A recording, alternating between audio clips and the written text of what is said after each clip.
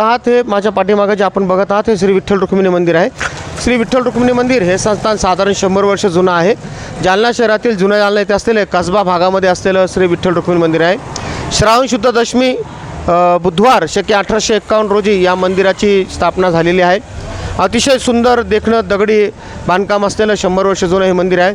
आणि या मंदिराचे विशेषण म्हणजे याच मंदिराच्या भागामध्ये स्वातंत्र्यपूर्व काळामध्ये आंबेवडकर ताईंनी मुलींची पहिली शाळा इथं उघडलेली होती आणि आज पण ती कन्या पाठशाळा म्हणून या इथं जालना शहरामध्ये जुन्या जालन्यामध्ये या विठ्ठल मंदिराच्या परिसरामध्ये चालू आहे। असं हे जालना शहरातील जुन्या जालना येथील श्री विठ्ठल रुक्मिणी मंदिर मी आज तुम्हाला दाखवत आहे। आपण जर या मंदिराची घडण बघितली तर आपल्याला नक्की कळेल की 100 वर्ष जुनं असलेलं हे श्री संस्थान विठ्ठल मंदिर आहे।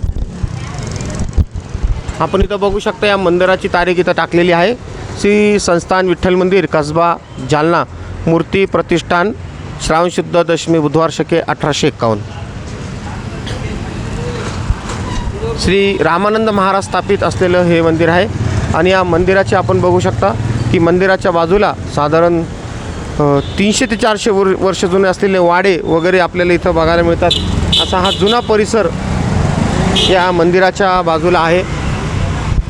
जालना शहरातील अतिशय जुनं असलेलं हे मंदिर आहे। हे आपण बांधकाम बघू शकता। असं मध्यवस्तीतलं असलं हे ठिकाण आहे। तर आज आपण जाऊन बघूया श्री विठ्ठल मंदिर।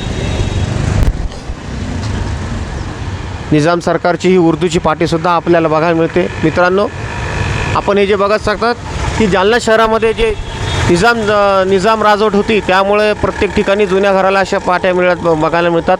जसं आता हा उर्दूचा नंबर आहे 2220 म्हणजे 222 हा नंबर लिहिलेला आहे आणि समोर 0 म्हणजे 2220 जालना बल्दिया म्हणजे महानगरपालिका असा त्याचा अर्थ आहे। असं हे शहर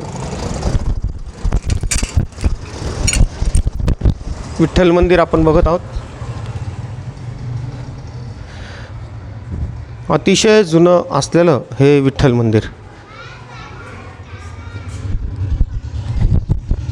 अतिशय देखण्या मूर्त्या या पांडुरंगाच्या आहेत।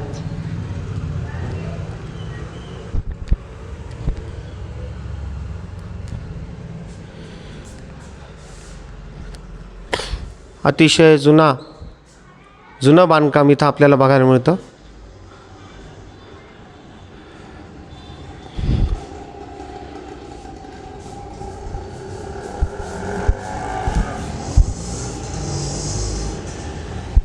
श्री विठ्ठल रुक्मिणी मंदिर कसबा।